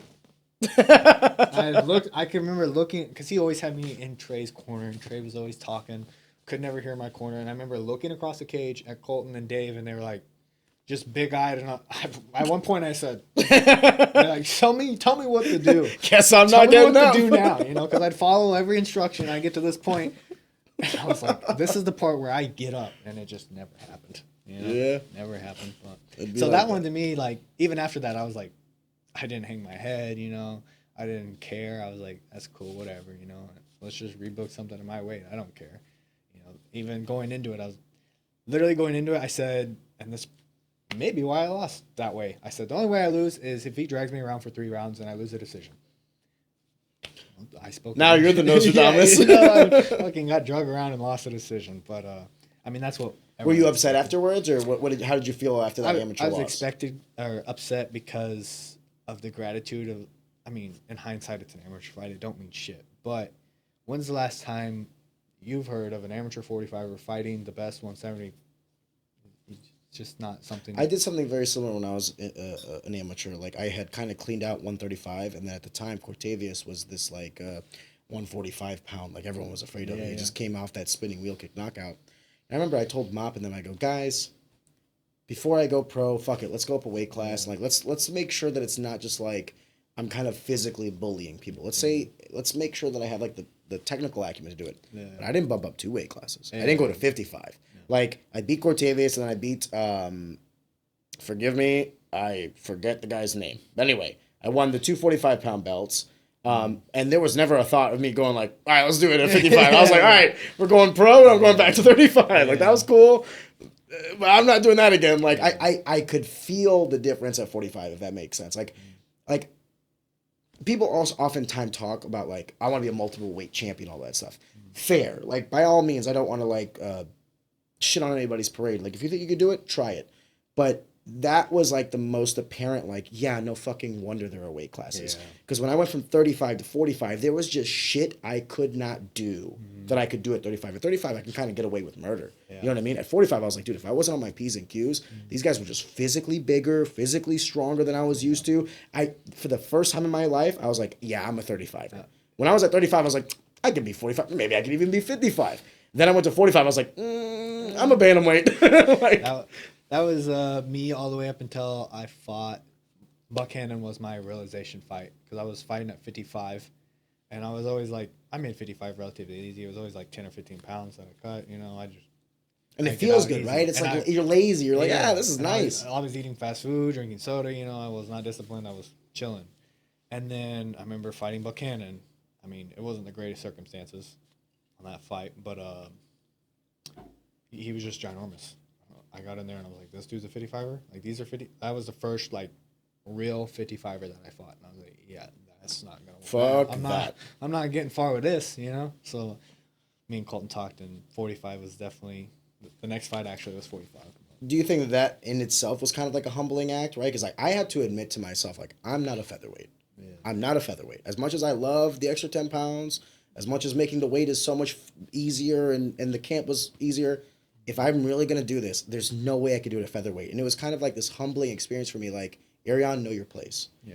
Did you feel something similar when you were kind of like going with this 55er and you're like, I'm not a 55er? Yeah. I mean, yes and no. I mean, again, the circumstances around that fight weren't the best. So in the time, it was like, it's whatever. It wasn't the best fight anyways. But looking back on it, that was definitely the one that opened my eyes to, if I'm going to do this for real and lower out my amateur career, I need to be in the right weight class, or at least know that I can make a weight class now. If I got to put on size to do this one, I need to do it. What do you walk around out of curiosity? Like 170, 160? Yeah, normally, like, during all my activity, I was mid-60s. I couldn't feed me enough to get above it. But now I'm like low 70, 80. I would... I'm going to say something that might shock you. I would walk around like 65, 70, but I was also like, dude, I just ate like shit. Like outside of camp, I would eat like shit. I would drink. I was a party animal. You know what I mean? But when it was time for camp, that's when I was like, ask anybody that knows me, a switch flips, cut out everything. We're down to like 500 calories a day, chicken and rice, right? Like I had no problem kind of switching the lifestyles. COVID happened, and I got up to 190 pounds. So we couldn't fucking we couldn't do anything. And something changed in me to where I started liking whiskey. Like I went from like hating alcohol, like alcohol's gross, to like I was like, yo, there's something to this. Like, well, teach me about this process. So we were drinking heavily. I couldn't get any work in. I was also kind of depressed, to be honest with you, because like during my athletic prime, like 27, 28, I lost those years to COVID. So I was like, are you fucking kidding me? Like, why is the world shut down? What the fuck? So we would go to patios and we would fucking drink. And anyway, I remember the call Rob gave me, and he's like, hey, the restrictions are lifted. Yeah. Do you want to fight Dylan Tolbert, who you had previously had a fight with before COVID? Because our fight, dude, I was cutting the last couple pounds. So that fight got canceled the day of weigh-ins. So the day of weigh-ins, I'm getting a text from like Jordan Dowdy and everybody saying like, hey man, like, are you sure this fight's still happening? I was like, yeah, sure. By the way, I had no idea that COVID was like important. I had heard some rumblings. I was like, why the fuck would they shut fights down? Whatever, you know? 10 a.m. he sent me that text. I'm getting into the hot bath to cut the last like 2-3 pounds for the day. And then I was just going to kind of coast until weigh-ins. So I'm getting in the bath. It's like minute 2. I get a call from Rob. And he's like, just wanted you to know, fights are going to be on. Don't worry. I go, I wasn't worried, Rob, but now I fucking am. Like, I was like, all right, well, listen, I'm going to hit this bath and whatever. Like, let me know. Hang up, right? Do my bath. I'm on weight. Literally like an hour later, Jesse calls me. Just wanted you to know, fights are still on. I go, I don't know if fights are on now. Like, I don't know if, like, why? It's like a girl's going up to you like, just so you know, I'm not pregnant. And you're like, I wasn't worried until you just said something, right? And then she goes up again and like, but for real though, I'm not. I'm like, dude, guys, what is going on? An hour after that, I get a call from them. I'm on weight and everything. And they're like, hey, we just got word St. Charles is like an official lockdown. Can't do anything. We're going to lock down. They said the lockdown is for 14 days, 2 weeks, right? Remember that? 2 weeks to stop the curve or whatever. We're going to reschedule it a month from now. Do you still want to fight Dylan? I was like, you know what? Annoying as fuck. Sure, I'm still in. If he's down, I'm down. So then what I did, I fucking called Cecil Whitaker's. I got a 2-liter of soda and ate some pizza. Because I was like, fuck it. I was kind of depressed. I'm on weight. I'm ready to fight. The fight's the next day. We had already sold the tickets and everything. 1 month turned to 2. 2 turned to 4. And like every time I'm signing new bout agreements and it's just like, no, we're still on lockdown. It wasn't until like a year and a half, 2 years after. And I remember, I'll never forget, I was doing axe throwing, fucking chugging beer with my boys. And then I get the call. Rob's like, all right, 12 weeks from now, I'm giving you as much time as you need to get ready. I go, cool. I step on the scale for the first time in like a year and a half, 195. And I was like, like, here, yeah, you did a little much. That 60 pounds in 3 months is what I cut. It was miserable. That was similar to the Buchanan fight. We were booked for B2. They were coming to Springfield for the B2's the promotion. Yeah, B2's the promotion. They were going to the Expo Center in Springfield, and we were booked. And then it got down to like the week of. Was this like COVID time? No. Oh, It wasn't even COVID. I think it was after COVID. And going through that, I get to like the week of the fight. I'm fighting this weekend, and B2 pulls its whole card, cancels the whole show at the Expo. Event. Yeah, they canceled the event. I don't know why. They just told me canceled. And well, the weekend. So the next weekend, Memorial. They didn't tell you like we're gonna try to reschedule it or anything like that. They're just like, hey, it's over. Hey, it's over. You're not fighting. I was like, okay, cool.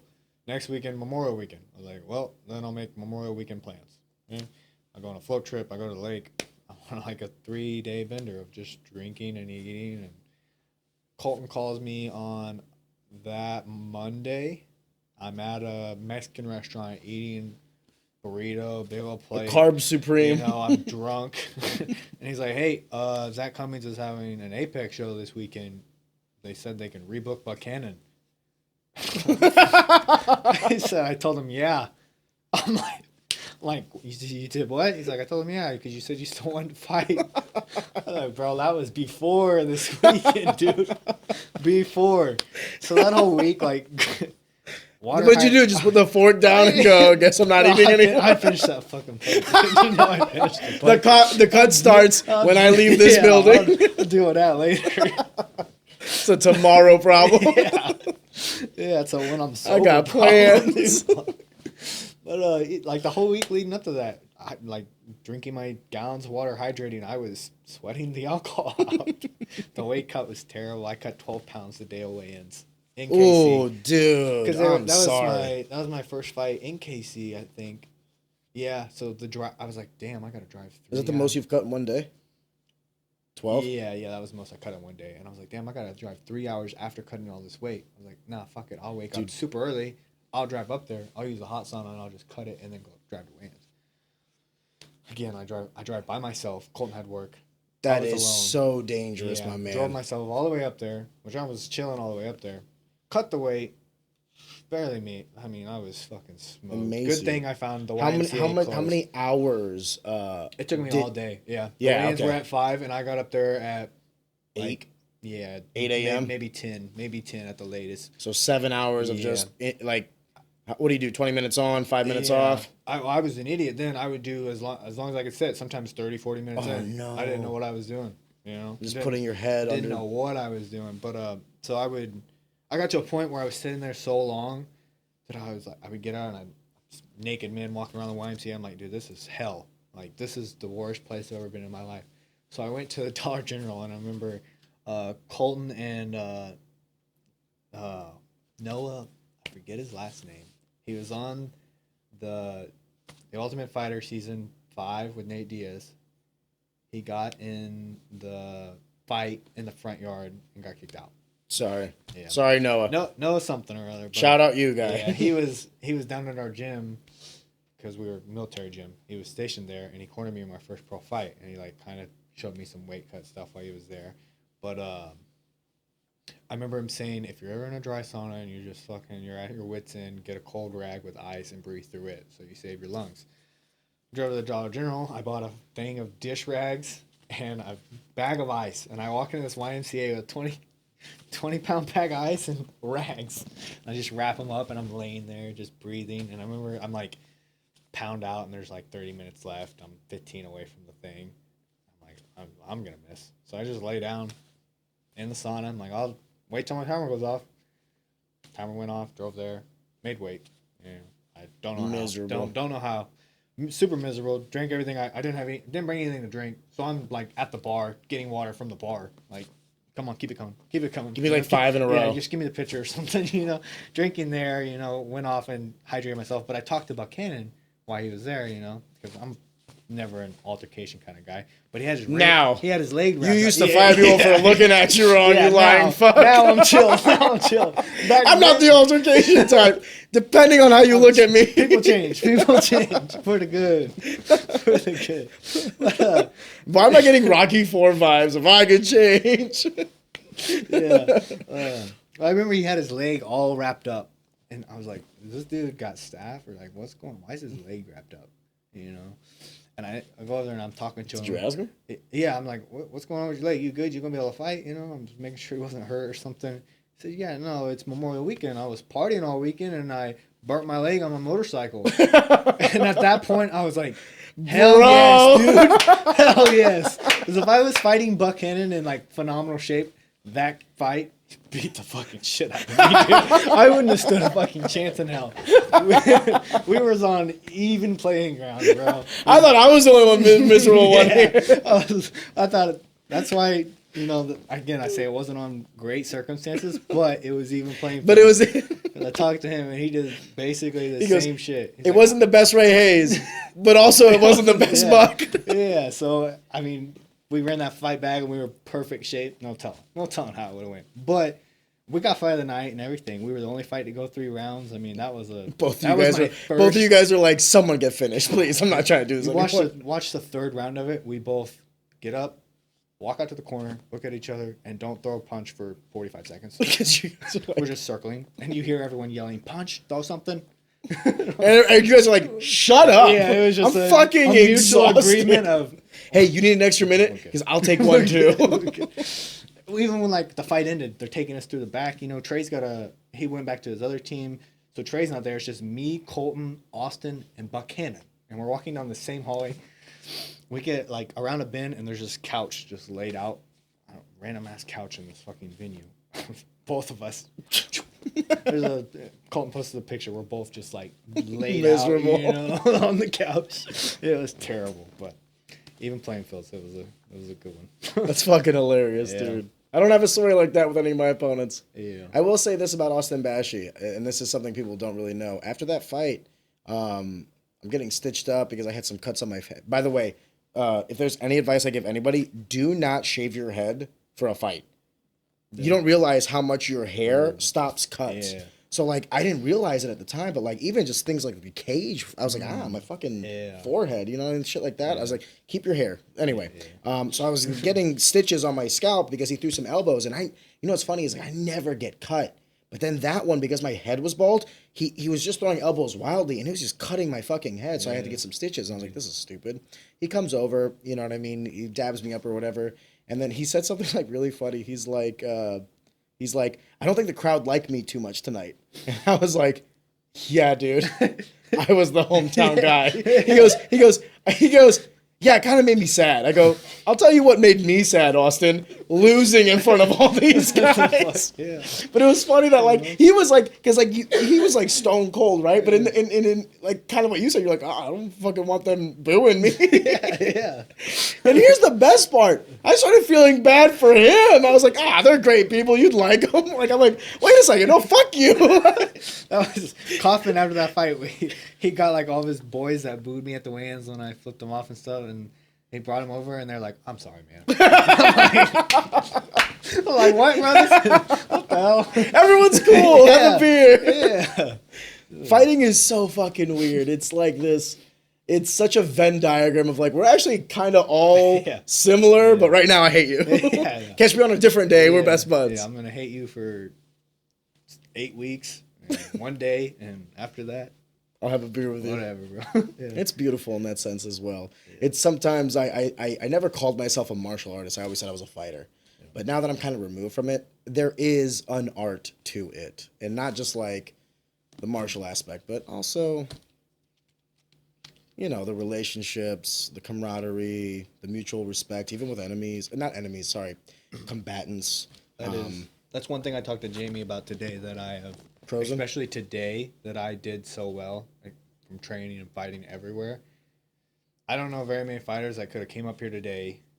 The first two people I texted, being Jake Roberts and Jamie, both made times out of their schedule to make something for me, you know. Jamie with the pads, this with that. And then even with you, we changed our schedule around multiple times. You know, I even showed up late. So, like, the relationship that I've built and the standard that I built for myself in this community, when you see guys burning so many bridges, that's one thing I think I've done exceptionally well. Why do you think the guys do burn bridges? Because I see that as well, and I think it's just so stupid. Do you think it's just emotions? I don't know if it's emotions, ego, what. Because I go to these gyms and like I've been to most of them, and everyone's cool. But there's always the guys that talk bad on these guys, and the other guys probably won't even say the same thing about them. And it's just like it's always just back and forth something, you know. Somebody doesn't like something about somebody, but it's never. I don't think it's ever anything with any real Substance. Yeah, there's nothing behind it, you know. It's just stupid. I think it's competitive nature. Everyone wants to be the quote unquote best gym when in reality, like everyone's a good gym. Just like be kind. Not even be kind, but like if the gyms, and I still think they do, the gyms do respect each other in a very similar way as the fighters do. Mm-hmm. Like they're doing the same shit. Like I said earlier, they're doing the same shit. They're cutting weight. They're doing all this other stuff just like you are. I always had like a respect for the guys that I was fighting because they showed up. They showed up on weight. We made the fight happen. Thank you. You know what I mean? There's 16,000 things you can do to get out of this if you wanted to. I'm hurt. I can't make the weight. I can't make the date. What have you. I'm glad you're here, right? Yeah. I think the gyms are the same way. It's like I think there's like that healthy competition aspect. But then at the same time, there is that mutual appreciation of like, hey, I'm sure you're doing this. You have to put up with the same fucking shit we do. And they're all after getting their fighters to the next level. So, and that's one reason that I'm blessed with Colton as a coach is even from the beginning, you know, especially coming from Pat. Pat kind of had the same mindset. Pat Smith. Yeah, he only knows so much, and what he don't know, other people might know.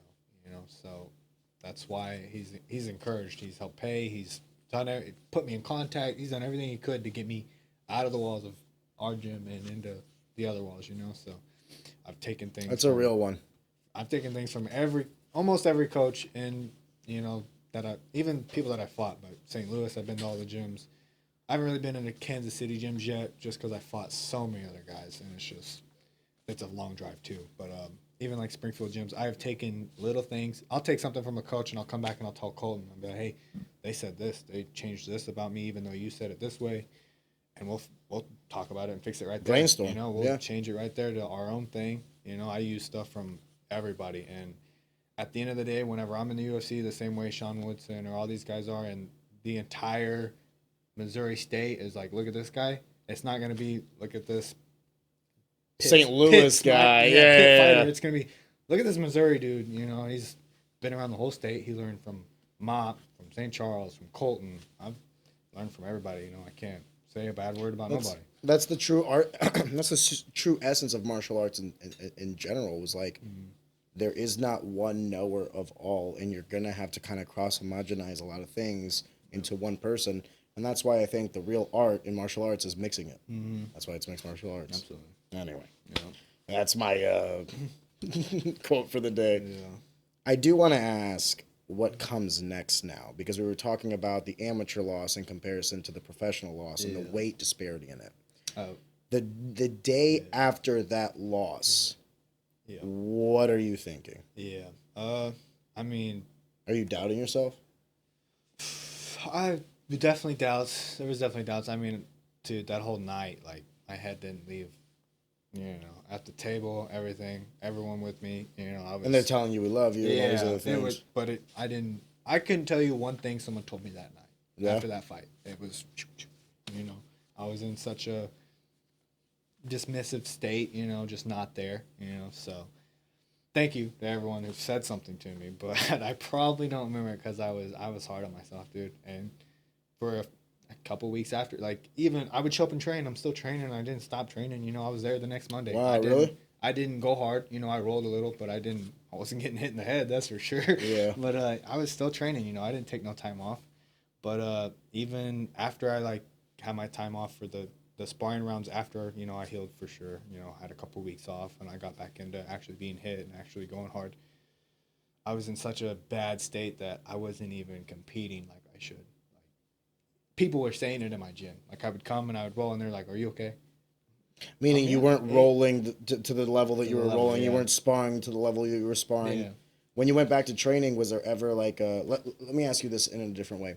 When you started sparring again, were you worried that, like, what if I get rocked again? Like, was there ever a sense of you, like, have I diminished as an individual? No. I've never been worried about getting knocked out. I mean, everyone wants to have a chin, you know. But if that's the case, like if that happens, if I lose my chin, well, then you're not a fighter anymore. Yeah. Yeah, we'll cross that bridge when we get there. We'll have to do something. But I wasn't necessarily worried about losing my chin. That's why I took all the, you know, time off to make sure the healthy, not sparring. Very wise. But as far as like the mental aspect of it, I told Colton this the other day. If I'm losing 2.5 rounds, I'm not going to see a 30-27. You know, the rest of that round is going to be me trying to kill you or me dying. I'm getting knocked out or you're getting knocked out. I'm not seeing a 30-27. I would much rather see Ray Hayes got knocked out in round 3, 2.5 minutes in versus Ray lost 30-27. Yeah, you're talking about you're not going to the decision. Yeah, so I'm cool with getting knocked out or knocking someone out. That's completely fine with that. It was just the dude that I got knocked out by.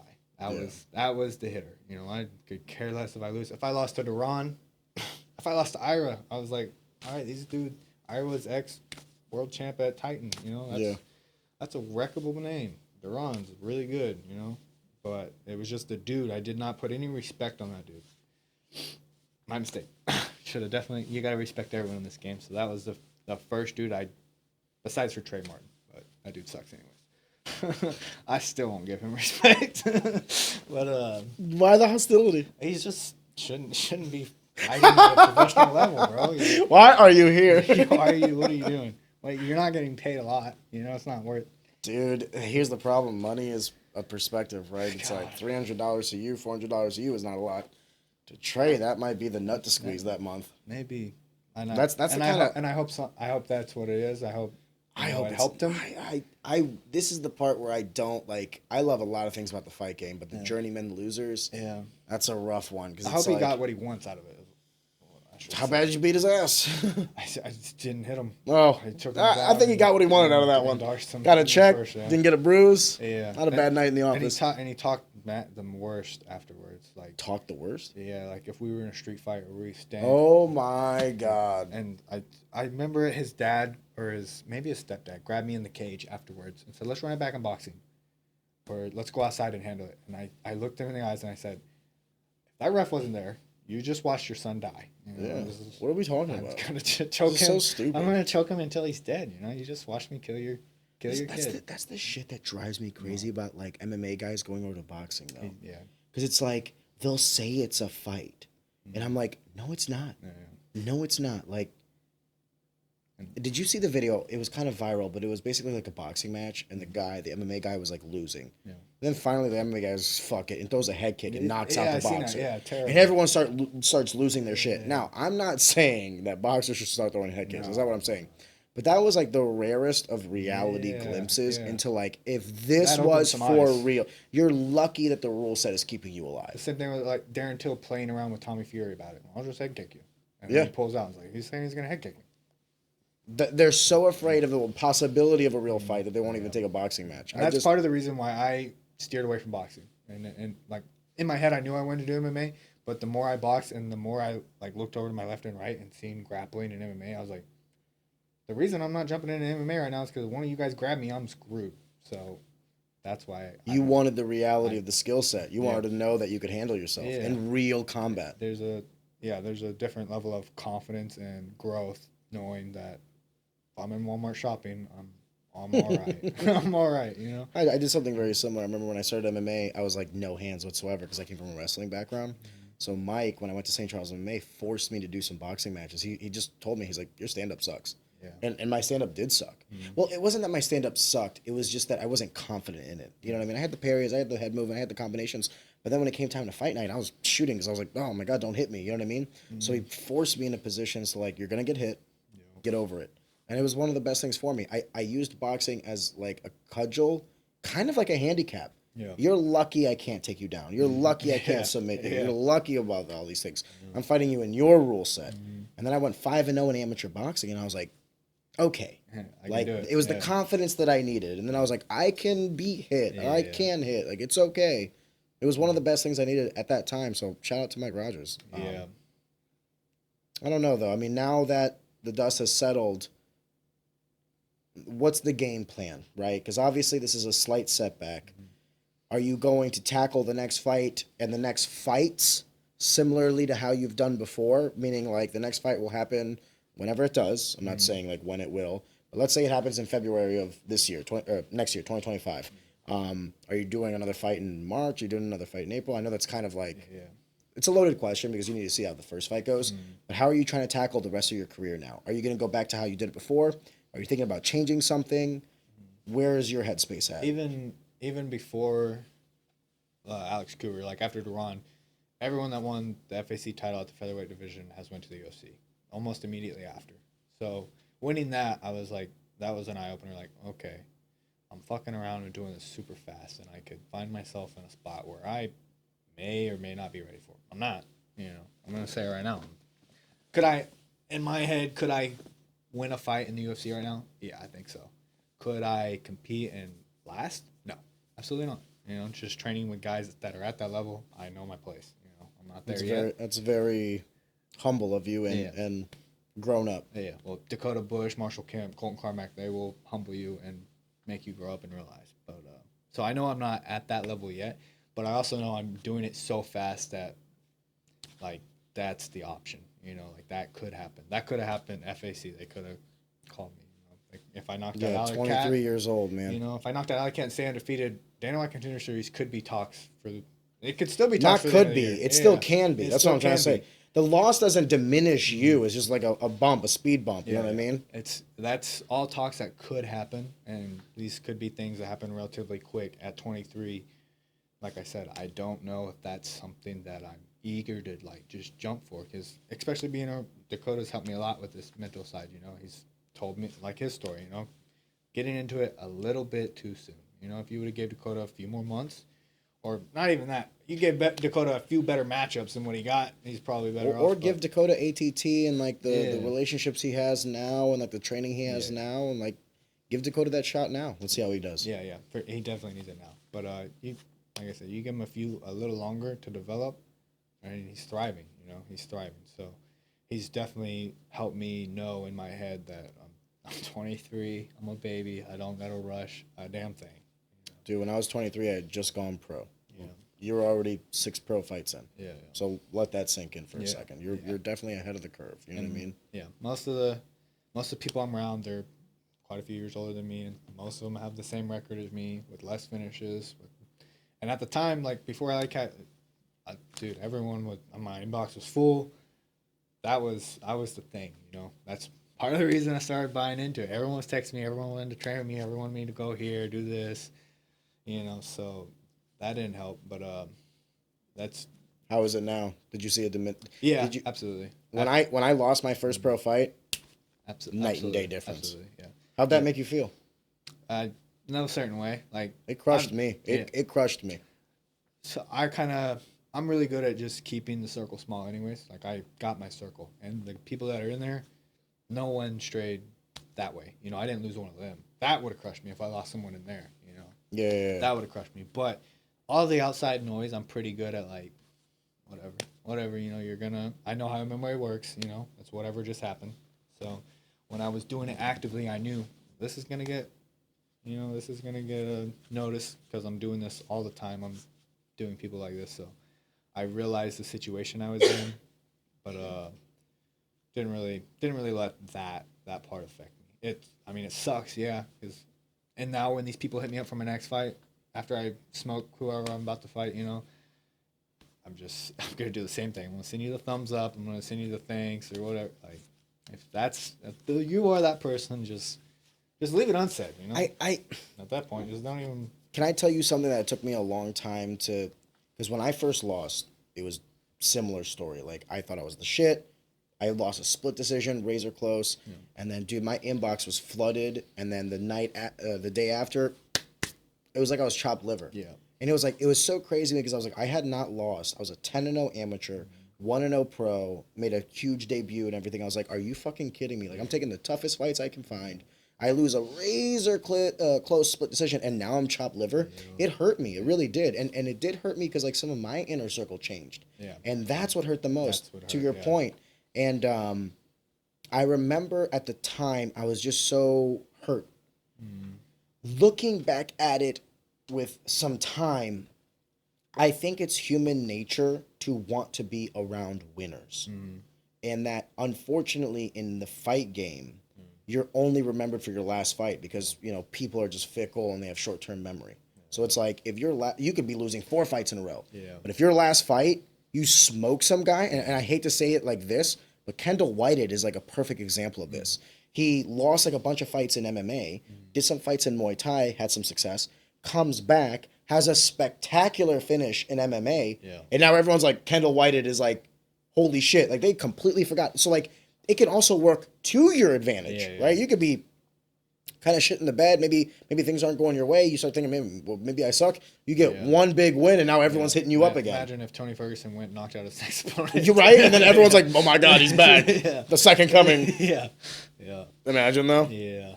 But, same thing. After 11 pro fights in a year, or 10 in a year, and just being that active, winning all the time. Every other week, Ray Hayes is winning. That I was writing that, and when it ended, I seen who was there and who wasn't. Definitely doubt. Like I said, that night was, arguably one of the worst. I've had plenty worse. And then I actually watched, like right after is when Sugar and Marab fought. It was a little later. I was still, I don't know how long that time frame is, but I was still not there. Mentally I was still just, and it's not even that I doubted that I was good or I thought, oh, this is the end or anything like that. It was just, this dude should not get away with what he did to me. It's just not the dude. 9 times out of 10 I win. This guy got me on that 10. I'm just not okay with it. And so I watched Sugar Sean's podcast, and he's like, it's just like a feeling that's in you and it won't go away. It's almost like having relationship problems. Like, you made someone mad, as a kid, if you like your girl was cheating on you or you're cheating on her or something, that like it's in your gut, and you just won't ever go away. It's just an uneasy feeling, your stomach's always turning, And he said, but on the outside of fighting, look what happened. I lost a decision to one of the best fighters in the world. Now the champion. But kid's in good health. I'm in good health. I made a bunch of money. I got this house, family. Life's good. Life's great. So I took a step back and I looked at myself and I was like, 23, just an apartment complex, just won the FAC title. I'm literally one of the biggest talks of the Midwest, got my life together, Family's great. Everyone's in good health. No one's sick. No one's this. You know, If my you- problems are not bad. You Not know? just that, but if you go out there and win the next fight, it's all back. Yeah. It's all It's back. immediate 360. Yeah, it'll be 180. Yeah. 180, 360. Hopefully not. Math wasn't ever good. Right, Hayes. I- Geometry. Yeah, I actually took advanced geometry, believe it or not. No shit. Yeah, passed it. And then I dropped out of advanced math.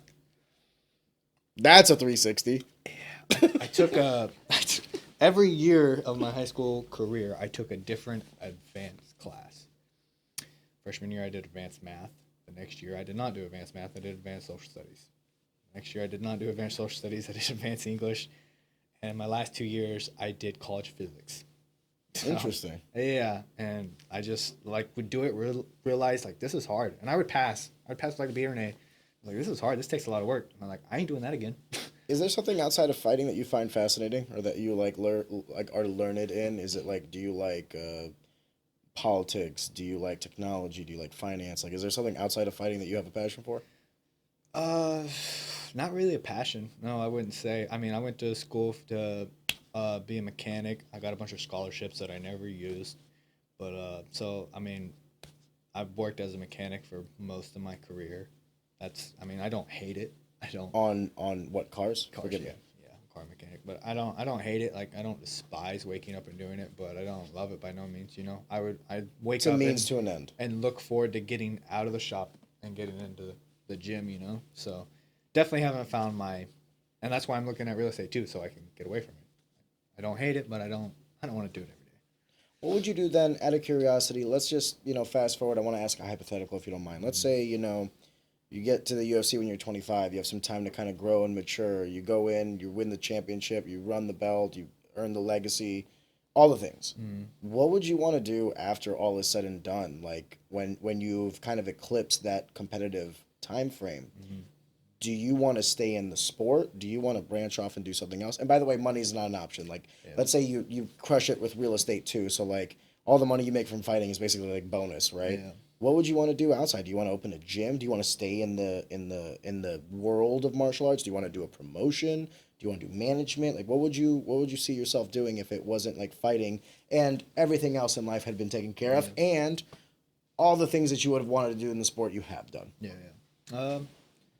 I'm pretty certainly sure that I'm not gonna leave the sport forever. You know, I don't know. Even now, I find myself like I said, we got 4 or 5 new guys that are just now getting into the game. That I'm sometimes Colton's not coaching them, so I'll coach them and stuff. So Do you like coaching? it's all right. It's all right. I'm not giving it enough time. Yeah, enough time or thought, because I'm scared to do that. I don't think that's. Trey Ogden does it. I don't know how he does it. I don't know how he coaches and fights, but I really don't think. I have a deep respect for a James Krause kind of guy who fought at the highest Same. level and trained high level fighters. I think that's so insanely spectacular. I couldn't do it. Yeah. So I mean, I've done it. It's all right, and I could see myself doing it, but it's not whenever I get done fighting, I'm gonna coach. That's not in my head right now. I really don't know. After it's all over, I don't know.